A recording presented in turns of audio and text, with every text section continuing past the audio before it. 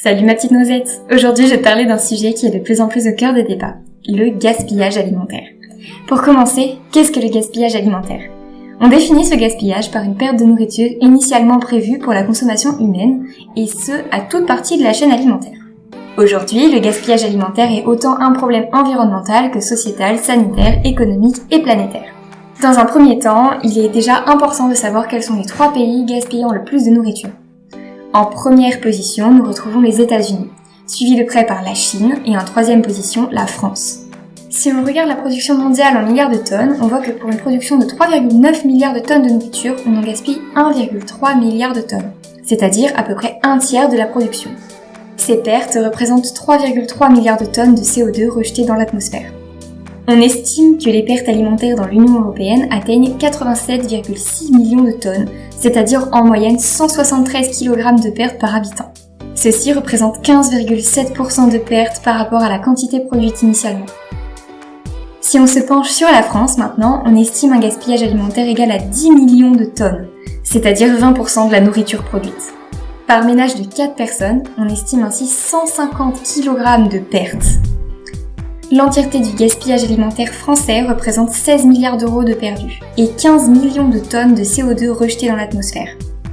Ce chiffre n'est absolument pas négligeable car il représente 3% des émissions de gaz à effet de serre nationales.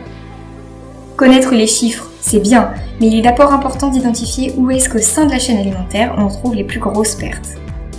Si on regarde les différentes étapes qui sont la production, la transformation, la distribution et la consommation, on distingue 32% de pertes provenant de la production, 21% provenant de la transformation, 14% provenant de la distribution et enfin 33% provenant de la consommation.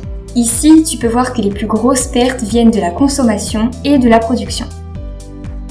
Là, j'imagine que tu te dis, c'est bien de connaître des chiffres, mais ces pertes proviennent de quoi exactement ? Eh bien, c'est tout simple. En production, les plus grosses pertes proviennent de maladies, de surproduction, du climat, de la demande, mais aussi de problèmes techniques des machines comme des mauvais réglages. Aussi, ce qui est peu cité, c'est les normes de calibrage. Par exemple, pour un label, on aura des produits qui vont être jugés comme non conformes car trop gros ou trop petits, donc jetés ou laissés au champ alors qu'ils sont consommables. En élevage, on a 2 possibilités. Soit pour la pêche, on aura une surexploitation des ressources entraînant 20% de pertes ensuite en distribution, et une sélection des espèces pêchées en fonction du coût. On peut aussi avoir des problèmes de système de congélation non conformes qui vont entraîner des pertes au niveau des poissons. Ces problèmes dus à la surpêche et à la sélection de l'espèce en fonction du coût, ça va engendrer des espèces de poissons qui seront non conformes à l'étiquetage. En effet, on retrouve par exemple 13% du vivano rouge qui l'est réellement. Cette erreur d'étiquetage peut aussi être volontaire afin de proposer des produits de qualité inférieure à des clients non avertis et donc avoir une marge plus importante sur le produit. Toujours en élevage, on retrouve des pertes dans les abattoirs. En effet, si l'animal est atteint d'une maladie ou qu'il a été malade, que l'on retrouve des traces d'antibiotiques, le corps sera ainsi brûlé. Il est important de noter qu'un animal n'ayant qu'une simple tache de boue sur sa fourrure à cause d'une mauvaise descente du camion où il a pu tomber aura le même sort qu'un animal malade. Comme tu peux le voir, il y a de nombreux facteurs qui engendrent des pertes dans la partie production de la chaîne alimentaire aujourd'hui. En transformation, on peut avoir des erreurs de recettes, d'étiquetage, d'emballage ou de date de péremption qui est dépassée. Cependant, cette étape de production a des enjeux économiques tellement importants aujourd'hui que nous maîtrisons déjà ce gaspillage au maximum. En distribution, on peut avoir des pertes à cause de mauvaises infrastructures, d'entrepôts frigorifiques qui vont être défectueux, des pannes électriques, d'une mauvaise gestion de la température, de l'humidité, du stockage, etc. Enfin, en consommation, une bonne part des gaspillages observés sont autour des cantines. On observe 68% du gaspillage dans les cantines qui provient de retours plateau, 10% lors de la préparation des portions qui seront trop importantes, et 22% qui viennent de la distribution des plateaux par manque d'organisation et de communication du personnel. Heureusement, de nombreuses pistes d'amélioration sont possibles. Par exemple, on peut essayer de développer des circuits courts évitant un grand nombre d'étapes dans la chaîne alimentaire et donc limiter les pertes. En plus, les circuits courts peuvent permettre aux consommateurs de se rapprocher socialement du producteur. C'est toujours plus sympa de savoir d'où viennent tes produits et de connaître la personne qui s'est occupée de leur production. On peut aussi développer des mentions qui vont favoriser l'acceptation de produits non calibrés dans les cahiers des charges et donc qui permettraient de consommer des produits considérés comme trop gros, trop petits ou difformes. On peut aussi essayer d'anticiper les besoins et d'ajuster les quantités à produire. On peut essayer d'améliorer les techniques de récolte et de stockage, transformer les surplus dans des ateliers, accueillir des glaneurs dans les champs pour récolter ce qui n'a pas pu être récolté, faire appel à des associations d'aide alimentaire pour redistribuer les produits. Enfin, on peut améliorer les conditions de bien-être animal dans les élevages. La condition du bien-être animal permettrait d'éviter l'apparition de certaines maladies et leur propagation, notamment dans les élevages intensifs. Toutes ces solutions auraient des effets positifs pour l'environnement car on aurait une meilleure utilisation des terres et une meilleure gestion des ressources en eau. De plus en plus de lois font aujourd'hui des efforts pour limiter ce gaspillage, cependant elles ne sont toujours pas suffisantes.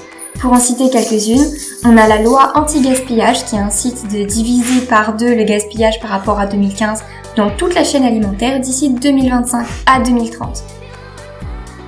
On a aussi la loi relative à la transition énergétique pour la croissance verte qui date de 2015 et qui met en place une démarche contre le gaspillage dans la restauration collective, donc les cantines. La loi Garot oblige les magasins de plus de 400 mètres carrés de proposer une convention de dons à des associations et qui interdit de rendre les produits encore consommables impropres à la consommation. La loi Egalim de 2018 qui essaye d'assurer aux agriculteurs d'avoir un revenu digne et d'améliorer les conditions sanitaires, environnementales et de bien-être animal. Pour cela, une obligation d'un menu végétarien par semaine a été instaurée dans les cantines. Enfin, le pacte national de lutte contre le gaspillage alimentaire de 2013 qui demande de réduire de 50% le gaspillage alimentaire jusqu'à 2025. Ces lois sont intéressantes. Cependant, aujourd'hui, elles ne sont pas encore toutes respectées et pas assez contrôlées. On retrouve encore aujourd'hui de grandes surfaces qui détruisent des invendus malgré la loi Garot qui l'interdit. Les acteurs impliqués dans ce gaspillage alimentaire sont donc les agriculteurs, les industriels, les consommateurs, les collectivités et les associations. En conclusion, le gaspillage alimentaire est aujourd'hui encore trop important dans notre société. Il est important de réduire au mieux afin d'avoir un meilleur impact sur le changement climatique et d'éviter les mauvaises répartitions de nourriture d'un point de vue social. La meilleure façon de faire changer ces pertes conséquentes de nourriture aujourd'hui est de sensibiliser et d'éduquer les populations sur le sujet, tout en faisant attention à notre propre alimentation. Si tu doutes des informations que je viens de te communiquer, tu peux retrouver toutes mes sources en barre d'informations.